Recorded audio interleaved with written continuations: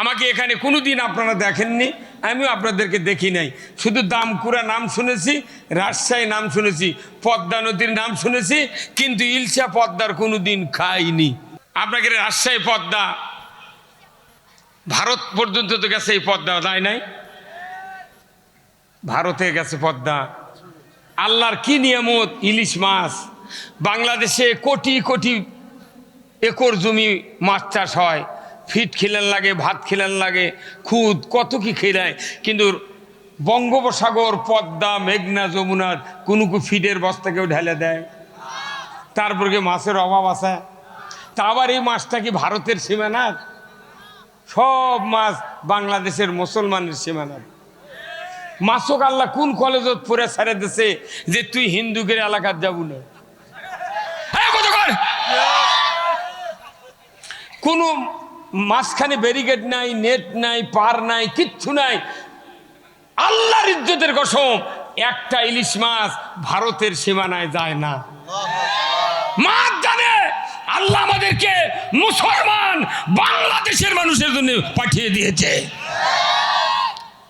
যে মাছ ভারতে যায় না, সবচেয়ে বড় বড় ইলিশ মাছ ভারত সরকারকে সরকারগুলো খিলায়। এইবার দেশ স্বাধীন হলো 5ই আগস্টে, ডক্টর ইউনূস তোমাকে কে বললো ওটি 1000 টন ইলিশ দেওয়া লাগবে? আমাকে তো অনুমতি লিয়ে দিয়েছো তুমি? হ্যাঁ, আমরা ইলিশ পাই না 2700 টাকা কেজি, 1800 টাকা কেজি, আর তুমি বড় বড় 15 কেজির ইলিশ ভারতের পেটে দাও। কে যাও? ওই দাদা বাবুই মুদির সুবাস নেওয়ার জন্যে। হ্যাঁ, কতক্ষণ এদেশে যদি ইসলাম বিজয় হয়, একটা ইলশা ভারতে যাবে না। মুসলমান যদি একটু না জাগেন, এগুলো দুর্নীতি বন্ধ হবে না। ইলশা যদি আমাকে বাড়ি বাড়ি দিয়ে যদি বাঁচে, আমরা রোদ দিয়ে শুটকি করে খাবো। কতক্ষণ কথা ঠিক কিনা? ইলশা খাতে খাতে আমাদের শরীর হাফসে গেছে, তাহলে আমি ইলশা রোদ দিয়ে শুটকি করে যখন পাওয়া যাবে না তখন ইলশা খাবো। ইলশা দেওয়ার মালিক কে? সেই ইলশা আমরা পাই না। আহা, আমি 1968 সালে যখন ক্লাস 5-এর ছাত্র, তখন ইলিশ মাছ বাজার বিক্রি হচ্ছিল কাটে কাটে, দাম নেই ভাগা ভাও। কত কিনবেন আর খাবেন? আর একটা ইলশা পাক করলে 4-5 বাড়ির গন্ধ যেত। আর এখন ইলশা এমন হচ্ছে, এই ভারত দিয়ে ইলশার বরকত কমে দেওয়ার কারণে মুখের উপরে 1/2 ইঞ্চি দূরে লাগ। কথা কনে করেন? এই ভারত ইলশা দেওয়ার কারণে আল্লাহ রাগ করে ইলশার স্বাদ তুলে লেছে। মুখর থেকে 1/2 ইঞ্চি দূরে লাগ, এই 1/2 ইঞ্চি দূরে গন্ধ নেই।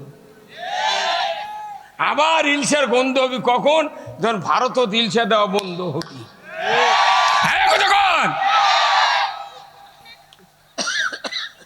সেই রসুলের আর একটি গুণ আছে, কি? তিনি ছিলেন সারা পৃথিবীর সর্বশ্রেষ্ঠ সফল রাষ্ট্রনায়ক। যেরকম আল্লাহু আকবার। তিনি এই কোরআন দিয়া 12.5 লক্ষ বর্গমাইল শাসন করেছেন 10টি বছর, যার আয়তন ছিল বাংলাদেশের মতো 27টা রাষ্ট্র জোড়া দিলে যত আয়তন হয়, রসুলের রাজত্বের আয়তন তত পর্যন্ত ছিল। যেরকম আল্লাহু আকবার।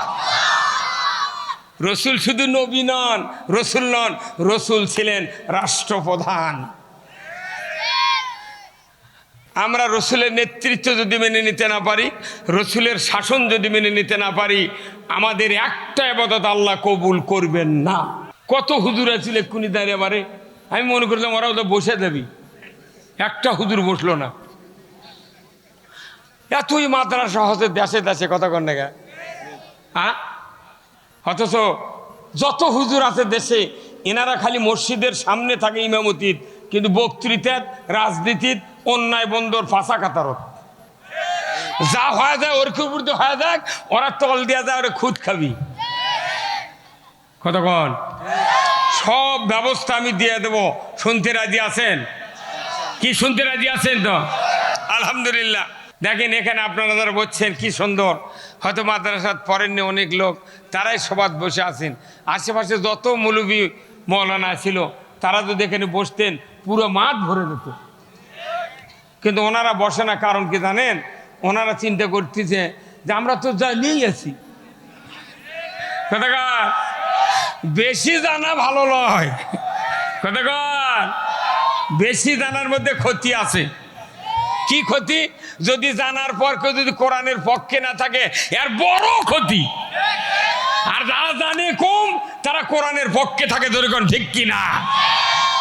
আমার ভাইরা, আমি আপনাদেরকে একটা প্রশ্ন করব, বলেন তো বাংলা এই পৃথিবীতে কত হাজার মখলুকাত? সবাই বলা লাগবে।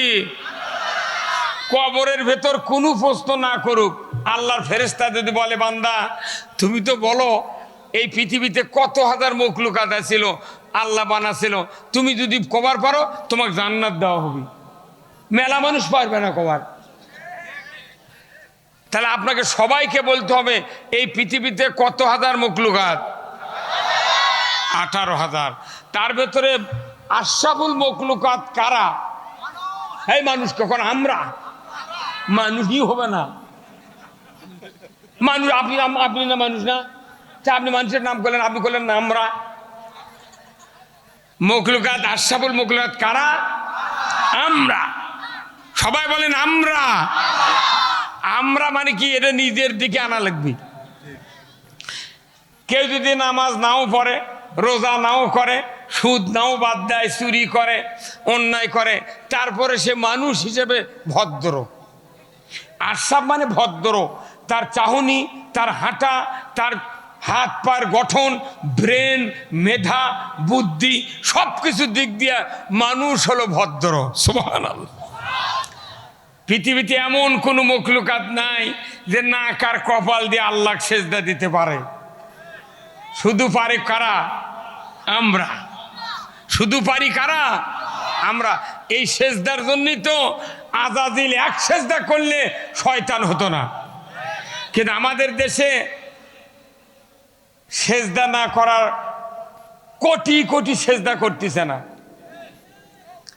এক সেজদা আজাজিল না করে যদি শয়তান হয়, আর যাই বছরে 52 দিন খালি সেজদা করেছে জুম্মার নামাজের দিন, আর বাদ বাকি সেজদা নাই, ইতাল শয়তানের বুড়া বাবা হয়ে যায়নি? হ্যাঁ কত কর? আমার দেশে নামাজি বেশি না বেনামাজি বেশি? তাইলে বক্তৃতা কোথায় গেল? ভাইরা আমার, পৃথিবীর ভেতরে একটাই মখলুকাত যার নাম ভদ্র শরীফ, আশরাফুল মখলুকাত। এত বড় বিবেকবান মখলুকাত পৃথিবীতে আল্লাহর সৃষ্টি করেন নাই। আমার আল্লাহ বলছেন এই ভদ্র জাতিকে, এই শরীফ জাতিকে, এই আশরাফুল মখলুকাত মানব জাতিকে আমি ভদ্র করেই রাখবো না, এদেরকে আমি উৎকৃষ্ট মানে উন্নতি করতে চাই। যাদের ঈমান আছে আর নেকামল আছে, ভালো ভালো কাজ আছে, এই দুইটা শর্ত দুনিয়ার কোনো ভদ্র জাতি যদি জীবনের সাথে মিলাতে পারে, ঈমান আনবে আর ভালো ভালো কাজ করবে, আমার আল্লাহ বলেছেন এই লোকেরাই হবে সর্বোৎকৃষ্ট। সর্বোৎকৃষ্ট মানের ঈমান আনতে গেলে আপনাকে দুটা গুণ অর্জন করতে হবে।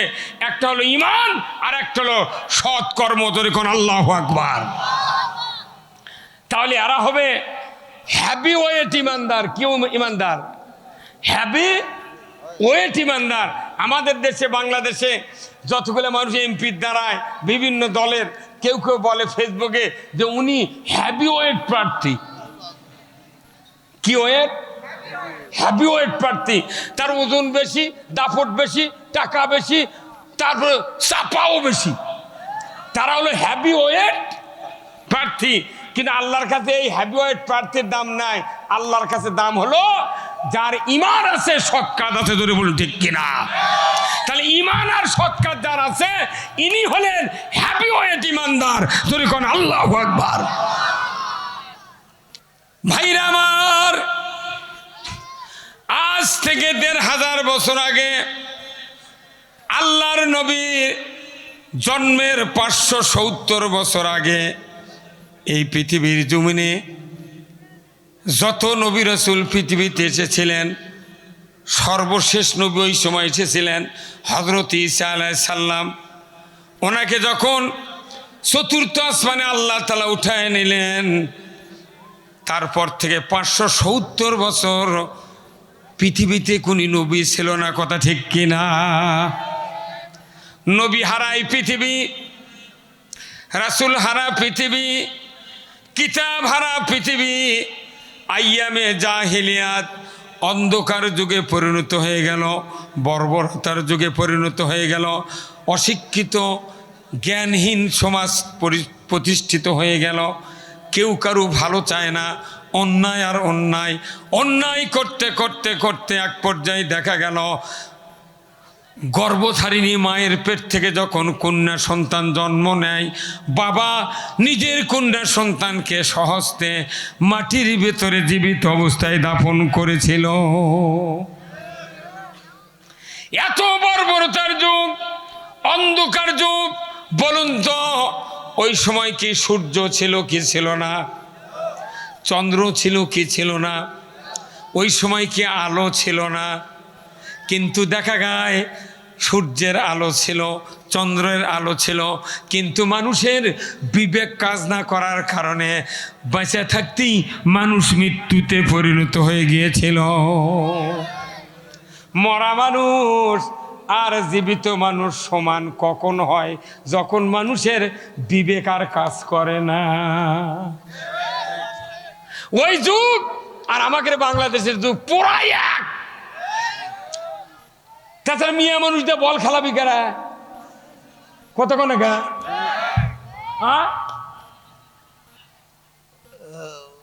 8-9 ছাত্রী, গ্রোনাপ ইন্টারের ছাত্রী, এগুলো ফুটবল খেলাচ্ছে, বিদেশত নিয়ে তার সবুজ গিঞ্জি সবুজ প্যান্ট পরে হাফ প্যান্ট পরে বল খেলে ওটি 2টা গোল এখন ইচ্ছা করে দিয়েছে না, এমনি পাস করেছে।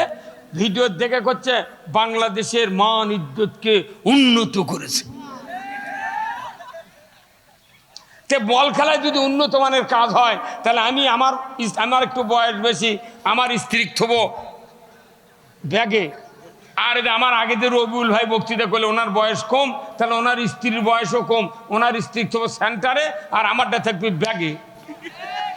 এই 2টা বক্তার বৌদি খালি ফেসবুকে দেখা যায় যে না বল খেলবেন না, আমি সে ভোট পাওয়ার দিয়ে খেলা লাগবে না, তাহলে আপনারা ফেসবুকে ছবি দিয়ে কবেন এই 2 শয়তানের বক্তৃতা দেন, কেউ শুনিস না। কে শুনবে না মানে? তুই এক্ষুনি টেলিভিশন করলু দেশের ভাবমূর্তি উন্নত করতে, তে বক্তার বউ খেললে তোর অসুবিধা কি? এই কথা আল্লাহ যদি করোনা না দিত এই দেশে বল খেলা বন্ধ হলো না। করোনা হওয়ার ছোটে দেখেছেন নিজের পিতা মারা গেছে, নিজের সন্তান বাপের গাঁত হাত দিবার পারেনি, ফলে প্লাস্টিকের বস্তার মধ্যে তুলে চেন আটকে দিয়ে দড়ি দিয়ে পেঁচ দিয়ে টানলে কব্বরত নেমে দিয়েছে। আল্লাহ দেখাতে যে আমি কোন সেই আল্লাহ, তুই কোন সাহসে মেয়ে মনিটা বল খেলালু রে? কি কি তার এটা কি দেশ হলো? এই কথা আপনি বাংলাদেশে মনে করেন দেশ এটা? যে দেশে অন্যায়ের প্রতিবাদ করলে জেল, যে দেশে অন্যায়ের প্রতিবাদ করলে জেল, খুন গুম, যে দেশে অন্যায় করলে মেডেল পাওয়া যায়। আমরা এইভাবে বাংলাদেশ আর চলতে দেব না।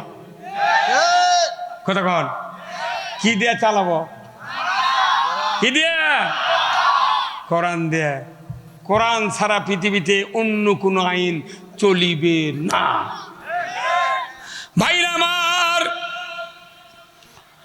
তাম পৃথিবীর অন্ধকার, নবী নাই, সাহাবা নাই, কিতাব নাই, কেউ নাই। হযরত ঈসা আলাইহিস সালামকে উঠায় নিলেন আল্লাহ আসমানে। 570 বছর চলে গেল, আল্লাহ তাআলা সিদ্ধান্ত নিলেন আমি এমন একজন নবী পৃথিবীতে পাঠাবো, তিনি হবেন তামাম পৃথিবীর রহমত স্বরূপ।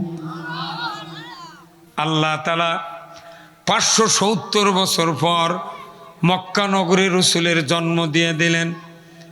মা আমিনার গর্ভে আব্দুল্লাহর ঔরসে আব্দুল মুত্তালিবের পরিবারে জন্ম নিলেন।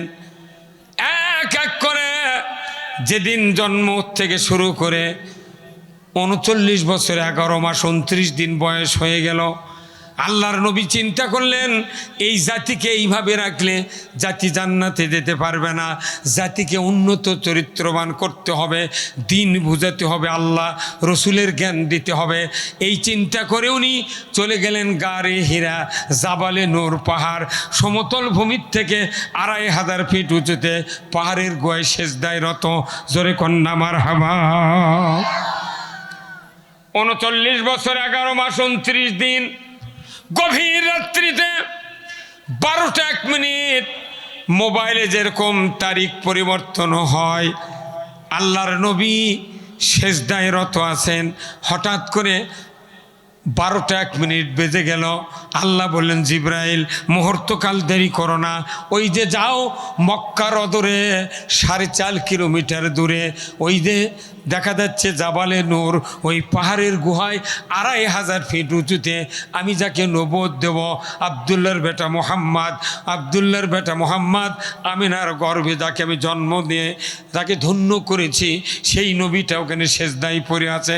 যাও রে জিব্রাইল যাও, আমি আজকের রাত্রিতে আমার ওই বন্ধুকে নবুয়ত দিয়ে দেব। ঠিক দ্বীপ্রহর রাত আল্লাহর নবী সেজদায়, জিবরাইল সাল্লাম গিয়ে গুহার মুখে দাঁড়িয়ে গেলেন। নূরের ফেরেশতা, সাদা পোশাক, আল্লাহর নবী সেজদায় পড়ে আছেন, কিন্তু ফেরেশতার ঝলক, নূরের আলো এইগুলি দেখার কারণে চোখের ভেতরে এমন একটা ফোকাস লেগেছে। নবীজি সেজদার থেকে মাথা উঠে দেখেন পেছনের দিকে কে যেন দাঁড়িয়ে আছে। জীবনে দেখি নাই মানুষ না কে, আমি তো এইরকম দেখতে পাই নাই। সাদা শব্দবে পোশাক, সাদা মানুষ, সুন্দর মানুষ, এই মানুষটা জিন্না পরি দেখতে পায় না। উনি রসুল ওই মোহাম্মদ জিব্রাইলের দেখে দাঁড়িয়ে যখন চাহুনি দিয়ে দাঁড়িয়ে আছেন, আল্লাহর ফেরেশতা জিব্রাইল নিমিষের ভিতরে মুহাম্মদ সাল্লাল্লাহু আলাইহি ওয়াসাল্লামকে বললেন, মুহাম্মদ ইকরা বিসমি রাব্বিকাল্লাযী খলাক। হে মুহাম্মদ, পড়ুন সৃষ্টিকর্তা রবের নামে, আপনি পড়ুন সৃষ্টিকর্তা রবের নামে, আপনি পড়ুন। রসুল বললেন, আনা উম্মি, আমি পড়তে পারি না। আবার বললেন, পড়ুন মুহাম্মদ সৃষ্টিকর্তা রবের নামে। উনি বললেন, পড়তে পারি না। আনা উম্মি, আমি অশিক্ষিত লোক, আমি পড়তে পারি না।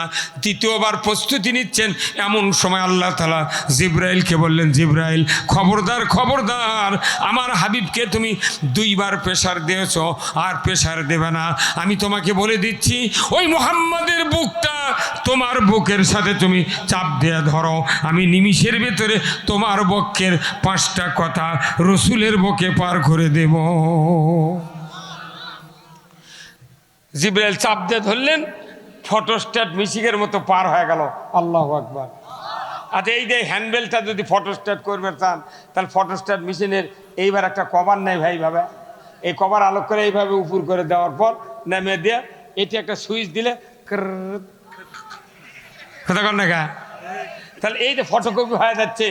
এই ফটোকপি ওই জিবরাইল সাল্লামের রসুল আর জিবরাইলের বুকে বুকে চাপ দিয়ে যে মেশিন তৈরি হলো, ওই মেশিন দেখে সারা পৃথিবীর মানুষ ফটোস্ট্যাট মেশিন বানাচ্ছে। ফটোস্ট্যাট মেশিন বানাবে পারলো, আর ওই নবীর উপর যে কোরআন নাজিল হলো, এই কোরআন বুঝতে পারলো না। এই কোরআনের আইনের কথা কলি কয় না, ওটা শরিয়া আইন মানা যাবে না। তুই ভূতের আইন মানবো কথা কন গা, হুদুর কথা কন, হুদুর যাই দে, আপনি কথা কন না গা, কথা কি হুদুর সামনে দেন তোরা, হুদুর আপনি আসেন তা না, হুদুরা সামনে থাকা লাগবে, হুদুরা পাশে থাকলে মুখ খোলে না, কথা ঠিক কিনা? কোরআনের আইন ছাড়া কোন আইন মানার কথা কোরআনে নাই। সেই কোরআন নাযিল হলো আলাকে, সূরা আলাকের 5টা আয়াত, তারই 1 নম্বর আয়াত হলো পড়ার আয়াত, কথা ঠিক কিনা? এই কোরআনুল কারিমে নামাজের আয়াত যাকাতের আয়াত, কুরবানির আয়াত, রোজার আয়াত, নামাজের আয়াত, ফরজ ওয়াজিব সুন্নাত, কত রকমের ইবাদতের কথা আছে, কত দান খয়রাতের কথা আছে, জান্নাত জাহান্নামের কথা আছে, মাদ্রাসা কোরআন জীবনের পরিবর্তনের কথাগুলি আছে। কিন্তু দেখা গেল কোরআনের প্রথম আয়াতটা নাজেল করা হলো মসজিদের ব্যাপারে নয়, মাদ্রাসার ব্যাপারে নয়, জিকিরের ব্যাপারে নয়, দাড়ি টুপি জুব্বার ব্যাপারে নয়। প্রথম আয়াতটা নাজেল করা হলো ইকরা বিসমি রব্বিকাল্লাযী খলাক। তার কারণ প্রথম আয়াতটাই হলো শিক্ষা ডিপার্টমেন্টের আয়াত। শিক্ষা ডিপার্টমেন্টের আয়াত আগে নাজেল হচ্ছে। পরও জাতির জ্ঞান নাই, জাতি মূর্খ, আল্লাহ চেনে না, রসুল চেনে না। এই মূর্খ জাতিক যদি জ্ঞানবান বানান দরকার হয় তাহলে পড়ার বিকল্প। এই কোরআন শরীফে 2200 আয়াত আছে শিক্ষা ডিপার্টমেন্টের জন্য। প্রাইমারির থেকে ভার্সিটি, মক্তবর থেকে দাওরা হাদিস, আর ইবতিদায়ী থেকে একবারে কামিল পর্যন্ত যদি এই 2200 আয়াত যদি সিলেবাস দেওয়া হতো, বাংলাদেশে যে ছাত্র তৈরি হতো জিবরাইল ফেরেশতার চেয়ে উন্নত চরিত্র ধরে, বল ঠিক কিনা? কিন্তু শিক্ষা ডিপার্টমেন্টে এগুলো নাই, আছে নাই, কিচ্ছু নেই। তাহলে এই শিক্ষা ডিপার্টমেন্টের আয়াত প্রথমে নাজেল করা হলো। আমি হিসাব করে দেখেছি, আমি একদিন মোটরসাইকেলের তেল তুলে 3টে গ্রাম সার্ভে করছি যে দেখি কোরআন শরীফ কে কে পড়িছে আর কে কে হাত দিয়ে জীবনে ধরেনি। এরই রিপোর্ট নিয়ে দেখি আমার এলাকার 3টে গ্রাম সার্ভে করে দেখেছি, 68,000 গ্রামও গুণ দিয়ে দেখেছি, প্রায় 8.5 কোটি মানুষ জীবনে কোরআন হাত দেন না আরইনি। আর যাই কোরআন জীবনে ধরেনি তাই কি কোরআন পড়িছে? কথা কনে রে। তাহলে যাই কোরআন ধরেনি তাই তো পড়েইনি। তাহলে এতগুলা লোক, 8.5 কোটি লোক যখন কোরআন পড়লো না, জানলো না, বুঝলো না, শুধু কি তাই? যত নেতা আছে, যত মানুষ আছে, শতকরা 4 জন মানুষ খালি কোরআনের অর্থ পড়ে, আর বাদ বাকি কেউ পড়ে না।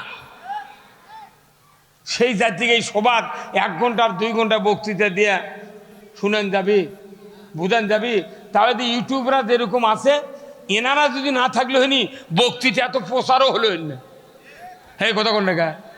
এনারা সারা বাংলাদেশে নয়, সারা পৃথিবীতে এই বক্তৃতা পৌঁছে দিচ্ছে। সেই জন্য মানুষ উনি কি বক্তৃতার একটা পাগল হয়ে গেছে। তাহলে এই বক্তব্যগুলো কোরআনে আছে, আমরা পড়ছি না। অথচ আল্লাহ তাআলা বলছেন মানুষকে পড়তে হবে, পড়া ছাড়া জ্ঞান উন্নয়ন করা সম্ভব নয়। ভাইরা আমার, এই কোরআনের জ্ঞান এই মাদ্রাসায় পড়ানো হয়। আপনাদের সামনে 10 জন ছাত্রকে পাগড়ি দেওয়া হলো। আমার রাসূল বলেছেন যদি মাদ্রাসায় বা কোথাও থেকে যদি একজন হাফেজ তৈরি করতে পারেন, 10 জন মানুষকে সুপারিশ করে আল্লাহর জান্নাতে দেবে। কয়জন? সেই 10 জন যাদের উপরে জাহান্নামের ওয়ার্ডার হয়ে গেছে, এমন 10 জন ব্যক্তিকে সুপারিশ করে আল্লাহর জান্নাতে দেবে। তারই 1 নাম্বার গ্রুপ হলো পিতা মাতা, 2 নাম্বার হলো দাদা দাদি, 3 নাম্বার হলো নানা নানি, 4র্থ নাম্বার হলো শ্বশুর শাশুড়ি, 5ম নাম্বার মাদ্রাসার শিক্ষকের ভেতর থেকে একজন, আর কর্তৃপক্ষের ভেতর থেকে একজন। এই 10 জন মানুষকে কিয়ামতের দিন সুপারিশ করে আল্লাহর জান্নাতে দেবে। হাফেজের ব্যাপারে নবী এই কথা বললেন, ওই ইঞ্জিনিয়ার মেডিকেল অফিসারের ব্যাপারে কছে তো উঠি পড়ানোর অত ঝোঁক কে? ওটিতে টাকা কামা হয় সেই জন্যই পড়ায়। মেডিকেলে পড়ালে টাকা আসে, ইঞ্জিনিয়ার পড়ালে টাকা আসে, রডের বদলে বাঁশ দেয়। কথা কোন টাকা? যদি প্রাইমারি চাকরি পাই, ভার্সিটির চাকরি পাই, আর কলেজে লেকচার দেয়, MBBS ডাক্তারের সার্জন হয়, যদি সিলেবাস থাকতো যে মাদ্রাসায় পড়ে হেফজ করতে হবে কোরআন, কমপক্ষে 10 পারার তাফসির মুখস্থ থাকতে হবে, তবে ওই ছেলেকে মাস্টার ডিগ্রি পাশ করলে কলেজের প্রফেসর বানাবো, প্রাইমারি মাস্টার বানাবো, মাদ্রাসার প্রিন্সিপাল বানাবো, মেডিকেল অফিসার বানাবো। আল্লাহর ইজ্জতের কসম, হাফিজা মাদ্রাসার হুজুররা দরজায় খিল্লাটি দিয়ে মাদ্রাসার ছাত্র না নেওয়ার জন্যে ব্যারিকেড দেওয়া লাগতো। তাছাড়া হাফিজি মাদ্রাসার দরজা ভাঙ্গা ছাত্র ভর্তি করানোর তাই দিত। বলুন ঠিক কিনা? হাফেজ হলে তোমার চাকরি হবে, বাংলাদেশে মানুষ দরজা ভাঙ্গা ভর্তি করে দিল। কথা কথা রে, আরে মাদ্রাসার ছাত্র যাতে আরো না পড়ে সেই জন্য তোকমা দিচ্ছে মাদ্রাসার ছাত্র জঙ্গি। জঙ্গি হতে ভালো, তাহলে তুই মরে গেলে তো বাঙ্গি মানে তো কব্বর থমু। আমরা হচ্ছি জঙ্গি, মরার পর দানা দানা করে তোক বানাবো বাঙ্গি।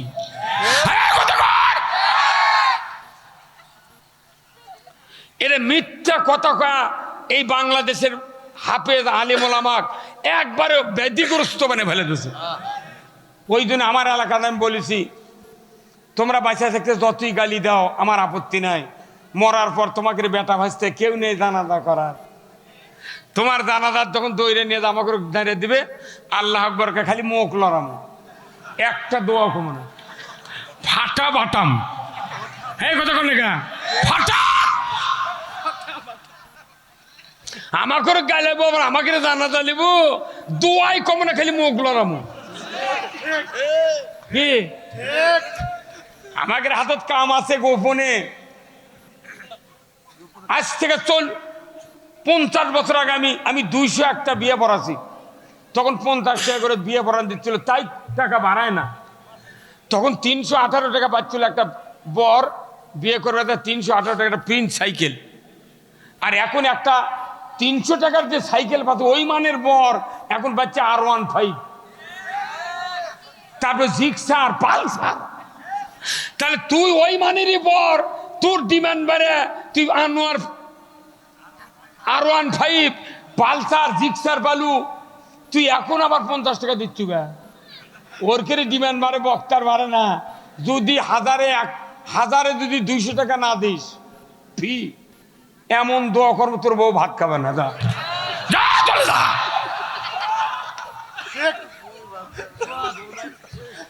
আমরা দোয়া করি দেখে তো তোর বউ ভাত খায়, এই কথা কর। কিন্তু বাংলাদেশে দোয়া দিয়ে ভাত খায় না, R15 দিয়ে ভাত খায়। তুই জানে যদি স্ত্রী তালাক দি তাহলে হুন্ডাও ফেরত দেওয়া লাগবে, অতএব বউ যদি মারেও তাও বাড়ি থাকবো। এই কথা ঠিক কিনা? আমাকে রোগের পাগল বানাছে। হায় হায় রে, সময় ইমামতি করি, মসজিদে নামাজ পড়ায়, তারাবি পড়ায়, বক্তৃতা করি, কত আলিমল আমার দাম, এর কেড়ে কোনো দামই নেই। এরা ভিক্ষা করবি মানুষের কাছ থেকে, তাই আছে মোটা টাকা ওরা কামাই করে খাচ্ছে। আর আমাকে করতে, হুজুর আপনার এত টাকা কি দরকার, কি করেন? কাপড় চুপড়ে না ভালো দেখে গাঁত দিয়ে থাকে, হুজুর এত টাকা আপনার অবস্থা বোধহয় ভালোই আছে।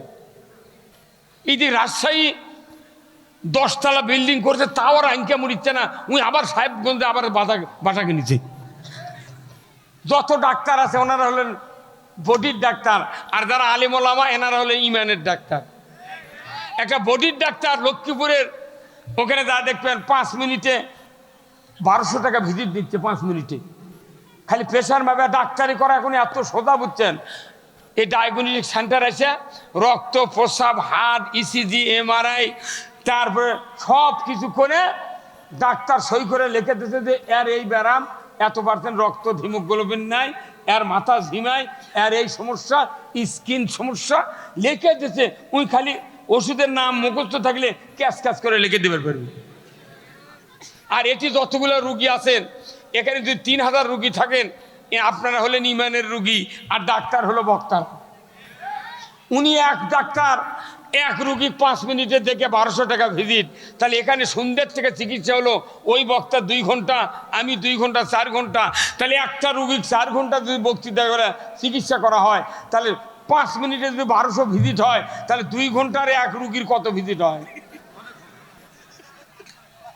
বগুড়ার এই রাজশাহী শহরের মধ্যে কমপক্ষে 1.5 বিঘা জায়গা কিনে এই আমার আতাউর ভাই বলে দিতাম, আপনি 10 তলার ভিত দিয়া এই 10 তলা করে এই বিল্ডিং গরিব করে ফ্রি সুবের টাকা দিয়ে দেবো, তার কোনো ভাড়া দেওয়া লাগবে না।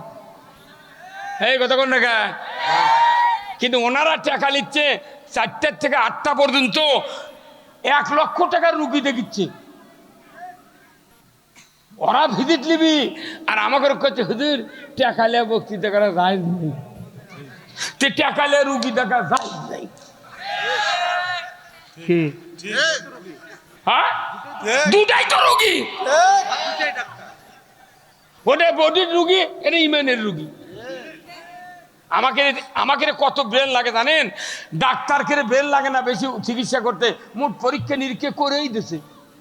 ডায়াগনস্টিক সেন্টার খালি টাকালে আপনাকে বসে আছে, ওই ডাক্তারের সাথে লাইন করে থতে যে আমাকে এটি পাঠাবেন স্যার। আর এটি যতগুলো রুগী আছেন কোন পরীক্ষা নিরীক্ষা হচ্ছে? এমন বক্তৃতা দেওয়া লাগবে কি বুদ্ধি করে যাতে সব রুগীরই চিকিৎসা হয়। তাহলে বুদ্ধি ডাক্তারের বেশি না বক্তার বেশি? বেতন কো ওরা হাসপাতালে বেতন পাচ্ছে 2 লাখ টাকা, রুগী দেখে প্রতিদিন পাচ্ছে 1 লাখ টাকা। ওরকে সাথে আমরা পারবো? ওর একানা যদি আমরা কামাই করলো নি, বাংলাদেশে মোট বক্তার হলো নি এই দেশের নেতা। কিন্তু আমাকে দিয়ে তোদের টাকা কম দেয়া যে তোরা যাতে উঠতে না পারিস, ঠিক মানে?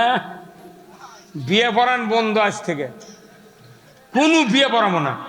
বিয়ে যদি পড়ান লাগে তাহলে আপনি যদি 4 লাখ টাকা ডিমান্ড নেন তাহলে 1200 টাকা ফি দেওয়া লাগবে আমাকে। যে কয় টাকা নেন আমার আপত্তি নেই। এই হুজুর কথা কন না কেন? ভাইরা আমার, আজ থেকে 1500 বছর আগে আল্লাহর নবীর উপরে পড়ার মতো আয়াত নাযিল করা হলো।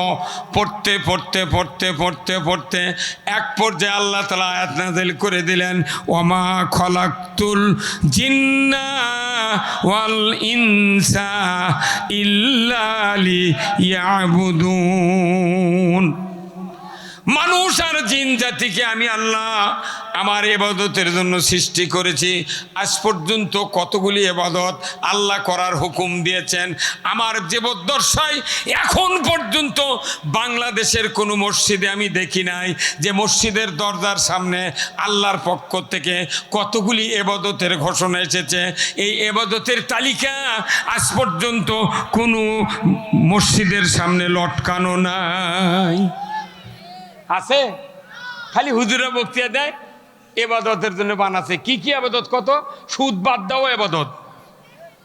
আমাদের দেশে যতগুলো মসজিদ আছে এতই নামাজ পড়ি আমরা, কিন্তু দেখা যায় এমন কোনো গ্রাম নাই বাংলাদেশে যে সেই গ্রামে 15.5 লোক কিস্তির টাকার সাথে জড়িত নেই। হুজুররা বড় জুব্বা, মাথার টুপি পাগড়ি দিয়া শুক্রবার দিন মনে হচ্ছে নামাজ পড়াতে পারে, জিবরাইল এসে খাড়া হচ্ছে, হুজুর মোনাজাত করছে, আর পাশে সিসি লোনের পার্টি, কিস্তির পার্টি, আল্লাহুম্মা আমিন। এই কথা কন নাকি রাতার ভাই? ওই হুজুর যদি বাটাম না ফাটায় কি করছি? ওই হুজুরের ইমামতি দাবি থেকে ওই আসল কথা কয় না, ওই ঘুঙ্গুরতে জিবরাইল সাজিছে। কিন্তু আমার আল্লাহ বলছেন আহাল্লাল বাইয়া হারামার রিবা, ব্যবসা হালাল, সুদ হারাম। ধরে বলুন ঠিক কিনা? আল্লাহ যেটা হারাম করেছেন সেই হারাম যদি কেউ মানে তার ঈমান থাকে, হ্যাঁ যেরকম থাকে। কেইটা হুজুরা বোঝে না গা এই কথা কন? আচ্ছা বলেন তো, অজু করে যদি কেউ বাই সারে অজু থাকে? রোজা থাকে যদি দুপুরে ভাত খায় 1 প্লেট রোজা থাকে? নামাজ শুরু করে সূরা ফাতিহার পর যদি আপনার বেটা বলে আব্বা দক্ষিণ পাড়ার ওই সাইমউদ্দিন আমাকে গরু খরচ দিচ্ছে, তখন আপনি তো নামাজের মধ্যে থেকে কন বাবা ওই সাইমউদ্দিনকে একটু দেরি করবার ক, আমি নামাজ পড়ে বাড়াই, নামাজ থাকবে? তাহলে আপনি নামাজ ভঙ্গের কারণ জানলেন, রোজা ভঙ্গের কারণ জানলেন, তার অজু ভঙ্গের কারণ জানলেন। ঈমান কবে ভাঙ্গে গেছে আপনি জানেন না গে?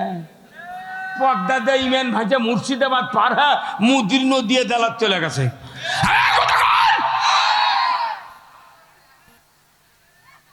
যে দেশে সুদের মতো সবচেয়ে বড় হারাম কাজ চলে, এদেশে নামাজ পড়ে রোজা করে কোনো লাভ নাই। হারাম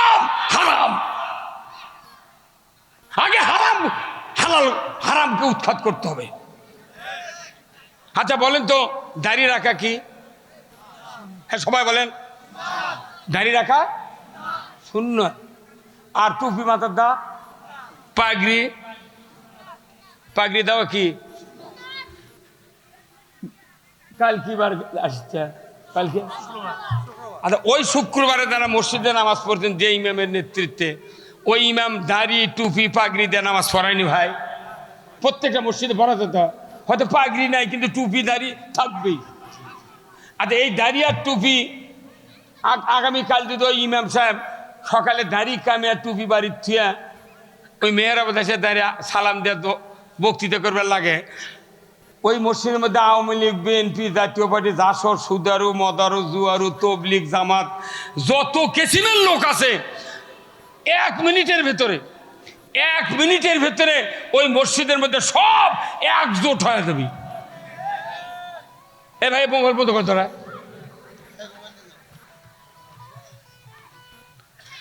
1 সেকেন্ডের মধ্যে পুরা মসজিদের মোট মানুষ এক হয়ে যাবি, তা দিয়ে দলেরই হোক, সব এক হয়ে দাঁড়িয়ে কবি হুজুর আপনি গত শুক্রবারে দাড়ি টুপি লিয়ে আসছিলেন নামাজ পড়বেন, আজ দাড়ি নাই টুপি নাই, ইরে পাচ্ছেন কি আপনি? বাড়ান বাড়ান। মোতাল্লি যদি আসতে না দেরি হয়, মোতাল্লি আসে দেখে গোলমাল, কেবারে কি কোচে ইমাম গত শুক্রবারে দাড়ি টুপি দিয়ে নামাজ পড়তে, আজকে আমার কামে থুয়ে যাচ্ছে, কোচে থুচু করে ও বার করে দে। হ্যাঁ ভাই কথা ঠিক কিনা? বার করে, এদিকে আগে আসেন আপনি, হ্যাঁ বার করে দে, কথা ঠিক কিনা? তাহলে দাড়ি রাখা কি? টুপি দেওয়া সুন্নত, কাটিতে টাটি মাথা খারাপ। কিন্তু আমার আল্লাহ কোরআন বলছেন সবচেয়ে বড় ফরজ আমরা তরক করতে পারছি না, একটা জিনিস তরক করা ফরজ, সেই ফরজ তরক না করে মাথার মধ্যে, কলজার মধ্যে, পকেটের মধ্যে, রাজনীতির মধ্যে, অর্থনীতির মধ্যে নিয়ে আমি উমরা করেছি, হজ করেছি, 4 বার করে চুমা দিচ্ছি পাথরত, আর এসে বলেছি যে আমি পাথরত চুমা দিচ্ছি 4 বার। আল্লাহ তখন ফেরেশতা জিবরাইল কয়, হে জিবরাইল আর মাথা ঠিক নাই, ই গাঁজা খাতে, তুই পাথরত চুমা দিয়ে কি করবো? তুই যে কামটা বাদ দেওয়ার কথা ছিল তুই বাদ দিসনি, তোর পাথর চুমা খায় গা, গিলা খেলেও কোনো লাভ হবে না।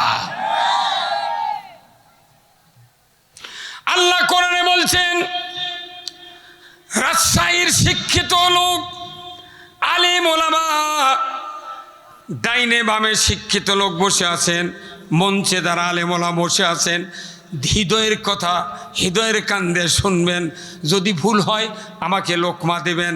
আমার আল্লাহ কোরআনুল কারীম নাজিল করেছেন পৃথিবীকে শান্তিতে ভরে দেওয়ার জন্য। আমার আল্লাহ বলেছেন ফামাই ইয়াকফুর বিত্তাগুত ওয়া ইউমিন বিল্লাহ। আগে তাগুতকে অস্বীকার করো, তারপরে ঈমান আনো, ধরে কোন আল্লাহু আকবার। আগে তাগুতকে অস্বীকার করতে হবে, তাগুতকে অস্বীকার করা হলো ফরজ, আর দাড়ি রাখা হলো সুন্নত। দাড়ি কাটিছে মাথা খারাপ, এই কথা কোন এতনে বুঝতে পারতেন, একদিন বুঝতে পারেননি, বাটাম আপনারই ফাটাবি আগে। তাগুতকে অস্বীকার করা ফরজ কে করেছেন? তাগুত মানে মানুষের আইন প্রত্যাখ্যান করা, পরিত্যাগ করা ফরজ, জোরে কোন আল্লাহু আকবার। তাগুতকে অস্বীকার করা ফরজ, দাড়ি টুপি পাগড়ি দেওয়া সুন্নত। সুন্নত কাটলে সুন্নত খুললে মানুষ মারামারি করে, কিন্তু তাগুতকে মাথায় নিয়ে, রাজনীতি নিয়ে, পকেটে নিয়ে, এলেমের ভেতরে নিয়ে আপনি বড়াই করেন আমি তাগুতি শক্তি দিয়ে দেশ চালাতে চাই। আমার ভাইয়েরা, আজ থেকে 6500 বছর আগে হজরত ইব্রাহিম আলাইহিস সালামের সময় নমরুদ ছিল, ওই নমরুদ তাগুতি শক্তির রাজা ছিল। ফেরাউন ছিল তাগুতি শক্তির রাজা, এরপরে আবু জেহেল ছিল তাগুতি শক্তির রাজা, ব্রিটিশ গভর্নমেন্ট ছিল তাগুতি শক্তির রাজা। তামাম পৃথিবীটা তাগুতি শক্তি দিয়ে চলে। এই তাগুতকে প্রত্যাখ্যান করার জন্য আল্লাহ ফরজ করে দিয়েছেন। ওই ফরজ কাজটা বাদ না দিয়া তাগুত অগ্নি আমরা বাঁচি আর কবরের ভেতর দোয়া পড়ি, বিসমিল্লাহি ওয়া আলা মিল্লাতে রাসূলিল্লাহ। টাকু তো পকেটের মধ্যে নিয়ে 16 হাত পাগড়ি 14 হাত রুমাল দিয়ে ওই জিব্রাইল সাথে কব্বরত নামে কোথায় দেখো তো লাশটা কেবলার দিকে আসে নাকি। আরে কেবলার দিকে তুই থুয়ে কি করবো? সিমেন্টের ঢালাই দিয়ে যদি কেবলার দিক করে থুর, ঢালাই উল্টা পুব দিক হবি। সারা জীবন মানুষের দল করে আর জুম্মার টাকা নেওয়ার জন্য ইমাম সাহেব কিছু কয় না, মোতাল্লির ভাই ওই মনে মুখত খেরে চোখের লাগান লবণ দেশে ভাটাম ভাইজি ভাটাম ফাটাবি। তাগুতক অস্বীকার করা ফরজ, মানুষের আইন বাদ দেওয়া ফরজ। সে আইন মানে ওই হজর আসাদ চুমা দিচ্ছে, আশা করছে 4 বার চুমা দিচ্ছি হুজুর। তখন আল্লাহ জিবরাইল কয় আর মাথা ঠিক নেই রে, তুই চুমা দিয়ে কি করবো? পাথর গিলে খেলেও তোর লাভ হবে না। এগুলো মুসলমানের জন্য জান্নাত লাইকল যা। আগে আল্লাহর আইন কায়েম করতে হবে। আচ্ছা নারকেল ছিলেন ভাই, নারকেল, আচ্ছা নারকেল এইভাবে যদি ঝোঁকান তাহলে কিসের সাউন্ড পাওয়া যায়? ডাব ঝোঁকালে সাউন্ড পাওয়া যায়? ডাব ঝোঁকালে সাউন্ড পাওয়া যায়? কেন পাওয়া যায় না? না, ওই পুরো কভার ভরে থাকে, আবার যে পানি থাকে আল্লাহ চাপ দিয়ে ঢুকে দিয়েছে, চাপ থাকে পানির।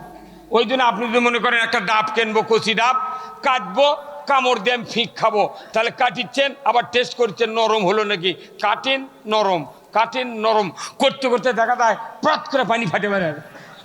তখন আপনার স্ত্রী আপনার ব্যথা করছে, আব্বা এলে কাম হলো, মুঠ পানি না পড়ে গেল। তখন আপনি দাও দিয়া ওই ডাবের কভার উল্টে দেখেন না পানি সেম সেম, তাহলে পলো কুন্ডা।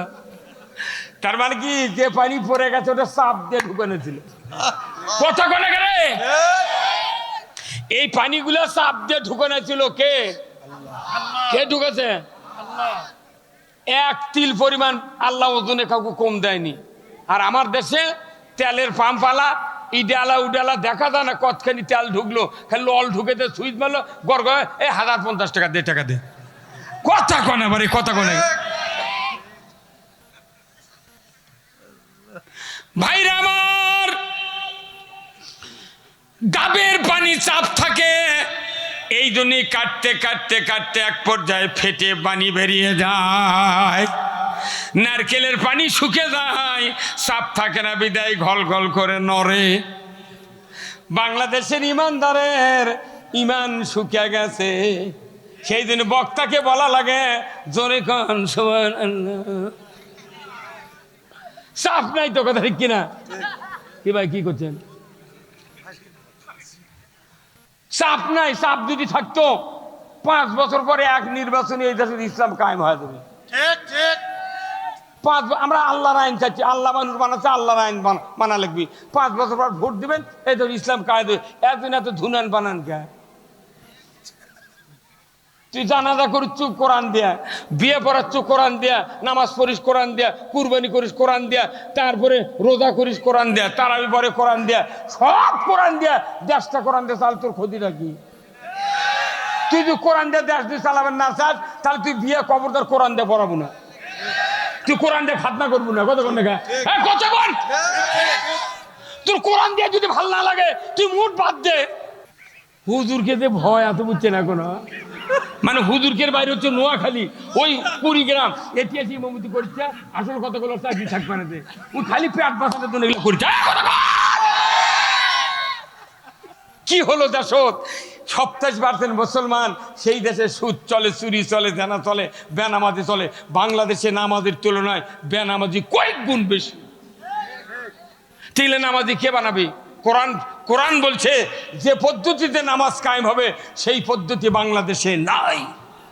আমার আল্লাহ বলেছেন, ও মুসলমান, যদি তুমি কোনো ভূখণ্ডের রাষ্ট্রপতি হও, প্রধানমন্ত্রী হও, সরকার হও, প্রেসিডেন্ট হও, ক্ষমতায় যাও, 4টি আইন চালু করবে।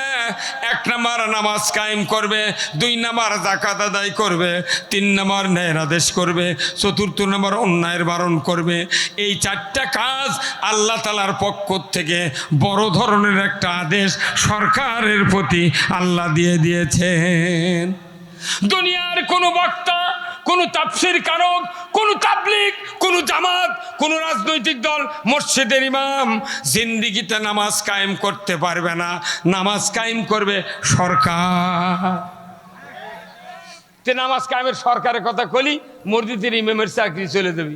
কিন্তু আরবি দিয়ে যে রাজনীতির বক্তৃতা ইমামরা মসজিদত দেয়, এই বক্তৃতা দেখলে বাংলা কোলে মানুষ মাথা ঘুরে দেবে। এই কথা মনে কর। সানি খুতবাতুল হাকাম, আল্লাহর নবীর একটা হাদিস, প্রতি মসজিদে মাসে 5 বার, বছরে 52 বার, 54 বছরে 2 কোটি 8 লক্ষ বার বাংলাদেশের 5,12,000 মসজিদে তেলাওয়াত করা হচ্ছে। সমাজের কোনো পরিবর্তন নাই। কারণ কি? ইমামেরা ওই হাদিসটা মুক্তাদিরকে বুঝে দেয় না। আমার রাসূল বলেছেন, ওয়া সুলতানু জিল্লুল্লাহি ফিল আরদি মান আহানা সুলতানাল্লাহি ফিল আরদে আহানাহুল্লাহ। নবীজি বলেছেন, ন্যায়পরায়ণ শাসক আল্লাহর ছায়া সদৃশ্য, আল্লাহু আকবার। ন্যায়পরায়ণ শাসক আল্লাহর ছায়া সদৃশ্য। যে বা যাহারা ন্যায়পরায়ণ শাসক কায়েমের বিরোধিতা করবে কিংবা ন্যায়পরায়ণ শাসক কায়েম আছে তাকে অপমান করবে, আল্লাহর নবী বলেছেন সে যেন স্বয়ং আল্লাহর বিরোধিতা করল। তাহাজ্জুদ পড়ে, সুন্নত পড়ে, ইশরাক পড়ে, দোয়া করে, দাওয়া দেয়, হজ করে, উমরা করে, মসজিদ থেকে বেরিয়ে যায়, ইসলাম কায়েমের বিরোধিতা করে, কিয়ামত পর্যন্ত নামাজ পড়লে কি হবে? একটা ইবাদত আল্লাহর দরবারে কবুল হবে না। কারণ আমার দ্বারা যদি ইসলাম বিজয়ের বাধা হয়, দুনিয়ার থেকে বিদায়ের পর একটা ইবাদত আল্লাহর কাছ থেকে পাওয়া যাবে না। ন্যায়পরায়ণ শাসক কোরআনের আইন ছাড়া সম্ভব? হ্যাঁ হুজুর হাতে নাকি? তাহলে কি হচ্ছে? বহুদিনের তো ইমামতি হচ্ছে। এই হাদিসের অর্থ ইমামরা যদি বলতো ওই ইমামের পলান লাগতো, হ্যাঁ বতুল পলান লাগতো, তীরে কেটক করছে না। ওনারা আরবি দিয়ে বক্তৃতা করে আসে দেখে মসজিদের ইমামরা আগে তো মোত্তাকি আর পরেজগার, আর আমরা বাংলা বলি দেখে আমরা হচ্ছে রাজাকার আর জঙ্গি। আমাকে মসজিদ ইমাম যাতা ভালো লাগবা আল্লাহর ওলি। তুমি বাংলা দেখো দেখে তো ওগুলো ভালো লাগে না, তুমি খেলে আরবি দেখবে। তো এখন আমি এই শুক্রবারটা ধরেছি আরবি দিয়ে ওই মুক্তাদের বাপ মা আত্মা তোর গাইলে ঠিক মিম্বর থেকে নেমে বাইরে গেলে তাও কয় হুজুর সালাম আলাইকুম, ভালো আছে, দোয়া করবেন। তো তোর বাপ মা গেলে তুই দোয়া তোর দিবে কতক্ষণে গা? তার মানে বাংলা দেখলে ওই দোয়া চাবি মারবি আরো, আর আরবি দিয়ে গাইলে ছিল কয় হুজুর দোয়া করবেন। তো এরা যে জাতের সেই জাতের ইমাম দরকার। সেই ফুলেরই রৌশানিতে আরশ করছি রৌশান, সেই ফুলেরই রঙ লেগে আজ ত্রিভুবন জালা। সাহারাতে ফুটল রে ফুল রঙিন গোলে লা লা, সাহারাতে ফুটল রে ফুল। চীনের রসিক ভমর বুলবুল, সেই ফুলের ঠিকানাই। কেউ বলে হযরত মুহাম্মদ, কেউ বা কামলে ওয়ালা। সাহারাতে ফুটল রে ফুল রঙিন গোলে লা লা, সাহারাতে ফুটল রে ফুল। আল্লাহ রসুল যে ফুল নিয়ে এসেছেন আল্লাহর কাছ থেকে, সেই ফুল আমরা গ্রহণ করতে ব্যর্থ হয়েছি, যার কারণে যাই তাকে তাই লাগতেই। এখন দেশত নিয়ামতি করার, নামাজ পড়া, জানাজা করার অন্য পার্টির কেউ নেই দেখে আমাকে গেলে যায় কোনো রকমে খালি কয় হুজুরানা যা কিছু করে দেন, মাটির মধ্যে তুলে কেউ তার দেখতে যাবি না, উঠি যা হয় হোক। এই যে মাদ্রাসার ছাত্র, এই আপনার রাজশাহীর প্রপারের লোক, দামকুড়া থানা, কয়জনের ছেলে হাফেজ পরে দেখান তো আছে? জিডারা না দুর্বল মেন, লাখ দিয়ে শিখান পরে, মুখ দিয়ে লাল পরে, সেগুলো করতে তুই যা মাদ্রাসাত পর, ফকরে বিদ্যাত পর। আর যারা সুরত ভালো, বুদ্ধি ভালো, অগলে তো ভার্সিটি দিতেছে, কেজি দিতেছে, পরে বেজি বানাচ্ছে। 22 বছর পরে হাঁস ধরবি আর খাবি। কিন্তু এই মাদ্রাসার ছাত্র কত দাম জানেন বলুন তো? যত মানুষ বাংলাদেশে আছেন প্রত্যেক বাড়িতে কি বাবা মা মরে গেলে জানাজা করার মতো ড্রাইভার আছে? না। ডিসি গিয়ে দেন দেবেন, কবেন যে ডিসি সাহেব তুমি আমার বাপের জানাজা পড়া, তো ওই জীবনেও যাবে না। আমার জীবনে এখনো দেখিনি যে কোনো ডিসি জানাজার ইমামতি করছে, জীবনে দেখিনি। কত কোন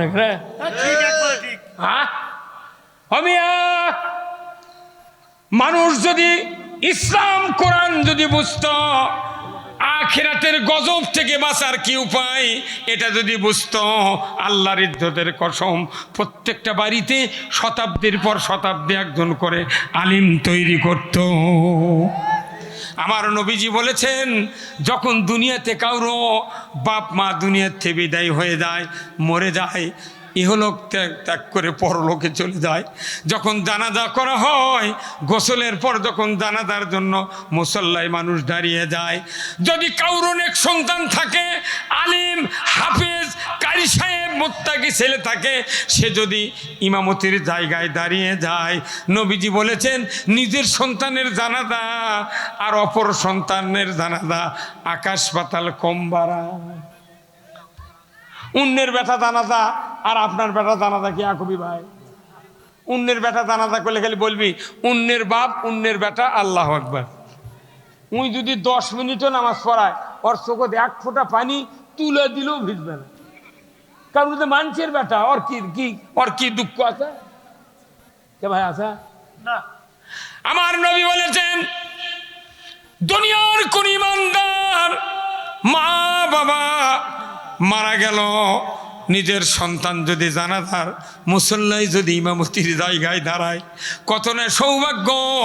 এই সন্তান যখন দাঁড়িয়ে নেওয়াত বলবে, নেওয়াত বলার পর যখন তাকবীর দেবে, সানা শুরু হবে, সুবহানাকা আল্লাহুম্মা ওয়া বিহামদিকা ওয়া তাবারাকা ইসমুকা ওয়া তাআলা জাদ্দুকা জাল্লা সানাউকা লা ইলাহা গায়রু। মেলা ইমাম আছে, অন্য মানুষের ব্যাটা যদি হয়, ওই জাল্লা সানাউকা কইন আপনি ধরে পারবেন? ওর তো গোপনে হচ্ছে, কেন সাহেব ভাই ধরে যাবে? ফাঁকা ফেলতে গোল হয়ে গেল। মেলা ইমাম আছে, জানাজার নেমতি জানে না, আরবি খবর পারে না, দেখে ওই বাংলাতে কয় চার তো এই ইমামের পেছনে কেবলে মুখে পড়ছি আল্লাহ আকবার। তাহলে নবীর নামে দোয়া টোয়া ওগুলো খুন্ডি গেল। যদি বাংলা বলো তাহলে পুরো দোয়ার মানে করা লাগবে। তুই অর্ধেক বাদ দে, তুই শর্টকাটে টেডি নিমত, সব টেডি, সব হচ্ছে নৈবেত্তিক ডিজিটাল মাপের হচ্ছে।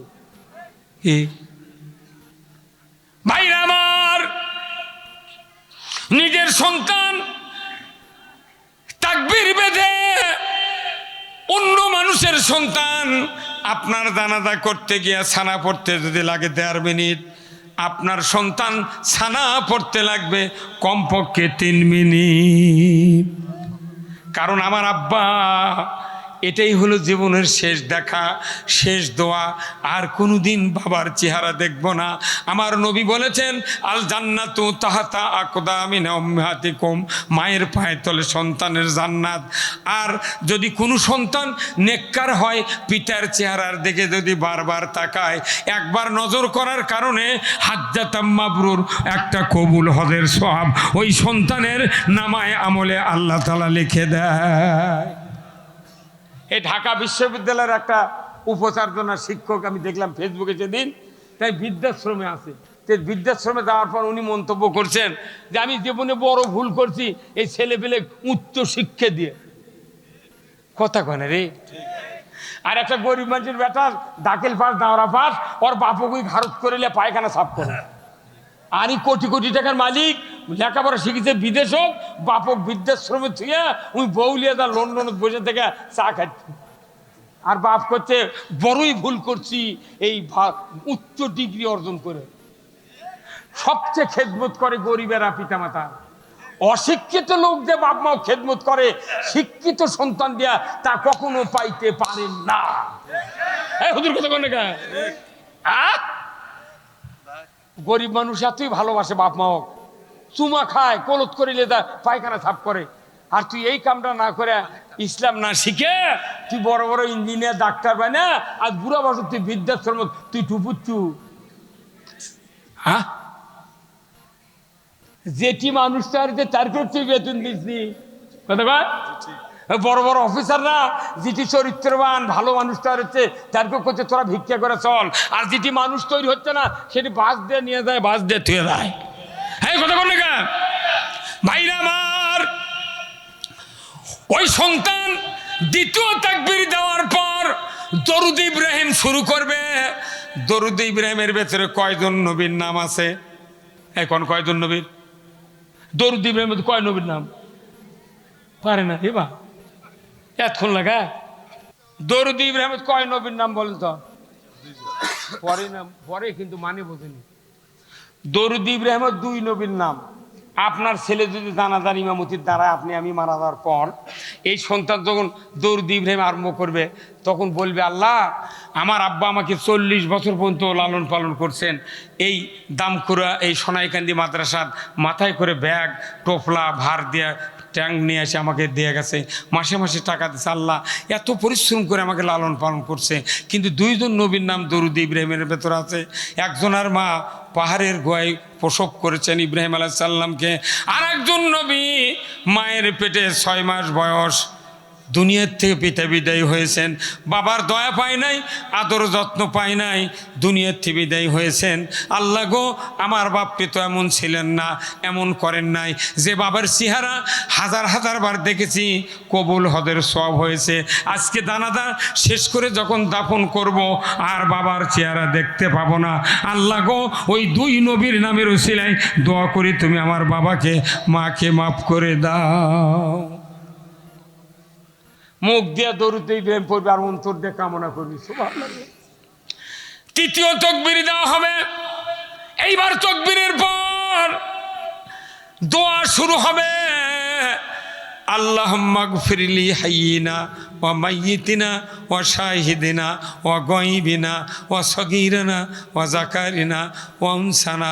এইভাবে দোয়া যখন পড়তে থাকবে, দোয়া পড়বে মুখ দিয়ে, অন্তর দিয়ে শেষ দোয়া হবে, আল্লাহ আর বাবাকে দেখব না, মাকে দেখব না।